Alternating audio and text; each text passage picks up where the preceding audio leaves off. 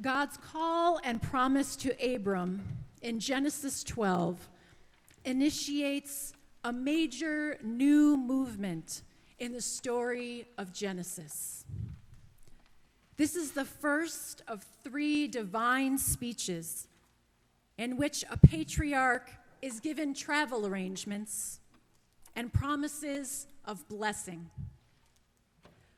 While it may become a familiar pattern in the development of the people of God, that doesn't mean the ask is easy. We would do well to step into Abram's sandals and imagine what this would be like. First of all, asking a man to leave his homeland at this time would be devastating. Today, we might buy or rent a property, barely taking note of the land that it sits on. That is our privilege. Just another lawn to be mowed, something to be bought or sold, a resource, a place to put housing, a buffer between neighbors, a place to let the dog out. Today, for many of us, we can change physical addresses with relatively little hassle. Our sources of food and income, our email, our bank accounts, a lot of our bills, and the contents of our devices with all the apps and online subscriptions stays the same. Then with a few phone calls, we change our Wi-Fi to a new place.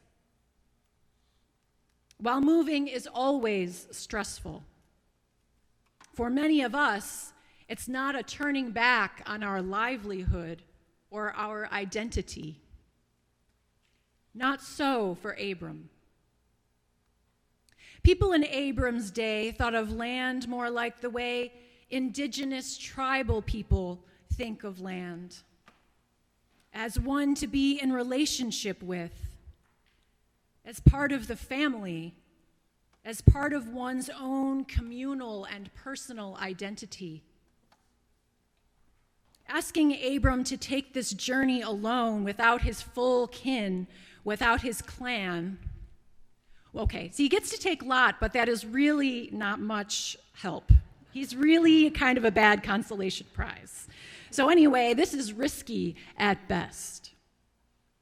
This is not a fresh start. This may well have felt to him like a death sentence, especially with no end destination disclosed. How could they pack appropriately or plan for feeding and watering the animals, not knowing how long this would take or what the terrain would be like? A journey like this was dangerous, and surely Abram, Sarai, his wife, and Lot all knew it. This wasn't a relocation. This was a dislocation. And so God's promise to Abram shows that God understands that this is a big ask.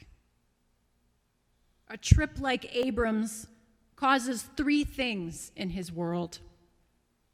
It diminishes procreation, it diminishes money, and it diminishes fame or his name. God makes up for these losses, addressing each one. God promises to make Abram the father of many, many people, which will make him well known and bring him great wealth. Now, the elephant in the room, or the tent, as it were, is that this is all impossible because Abram's wife is barren. She cannot have children. And so this family already begins to teach us through their story that nothing is impossible with God. Paul reminds us this in our Romans text for today at the very end.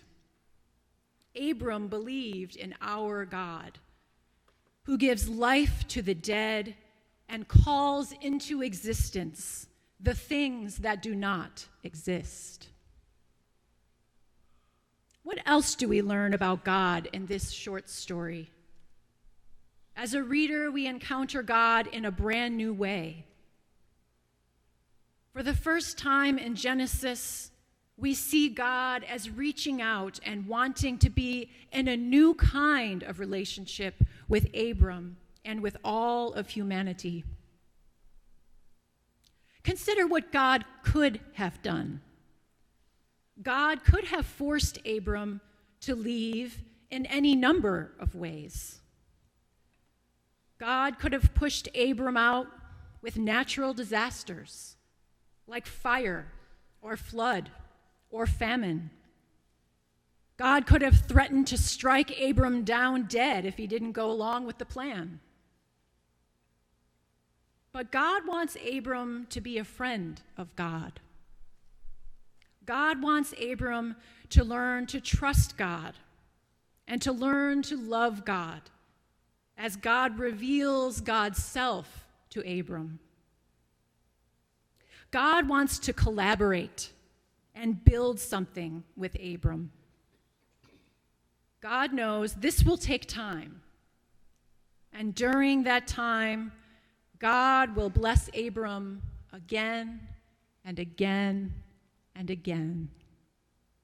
And all of the descendants and all of the blessings and the ways that God keeps showing up and what that looks like in real life become the stories of the faith. God invites Abram into a new story, calls Abram into God's own story. Abram chooses to leave his own story, his known story, and make the switch in the middle of what surely was a very decent life to be part of God's story. This is a very hard thing to do. In Lent, we are all called to switch stories. If not full stories, then story threads. To swap out a character or plot or setting in ways that help us align our story more fully with God's. Old Testament scholar Walter Brueggemann says, evangelism means inviting people into biblical stories as the definitional story of our life, and thereby authorizing people to give up, abandon, and renounce other stories that have shaped their lives in false or distorting ways. Evangelism, according to Brueggemann, is an invitation and summons to switch stories and therefore to change lives. At age 16, Alyssa Liu switched her story.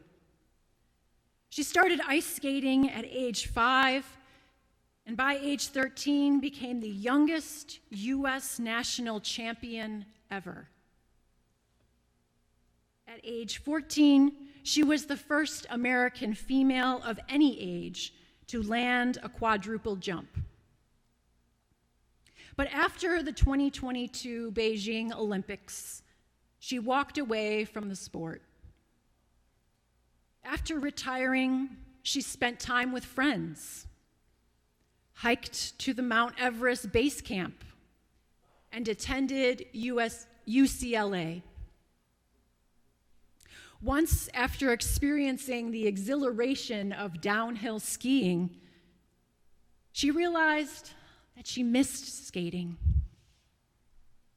2.5 years after leaving it, she wanted to return, but this time on her own terms. She called her coach he poured himself a very large glass of wine and called her back. For every reason she gave to go back to skating, he gave her a reason why it absolutely wouldn't work. Clearly, she convinced him because Alyssa, now 20, just won the gold medal for the U.S. for the first time in 24 years. She doesn't care about scores, and she isn't on special diets. She picks out her own clothes and skates to share her art and connect with the crowd.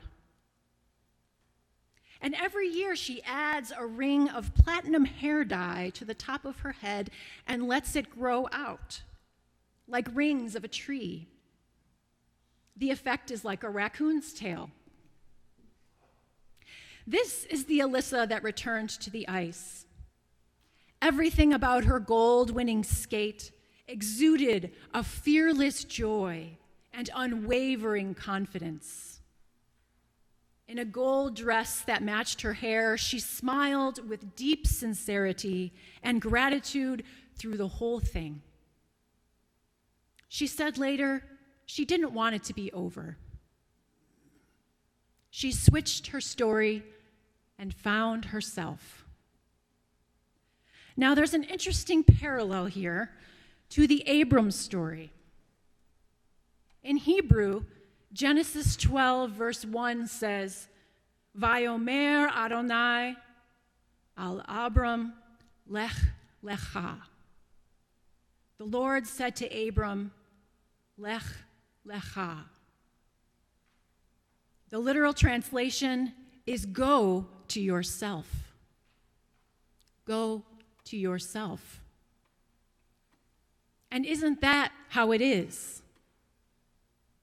We follow God's call to be with God, to go with God. And in the process, we find who we really are. The story of Abram is the story of him learning to form his identity in God. It's a story that God continues to create and express in the lives of the people of every generation. As the church, and perpetuity, and especially in Lent, we switch our stories and then share the stories of those new stories. Like Abram, we are a part of God's story, and that is who we are.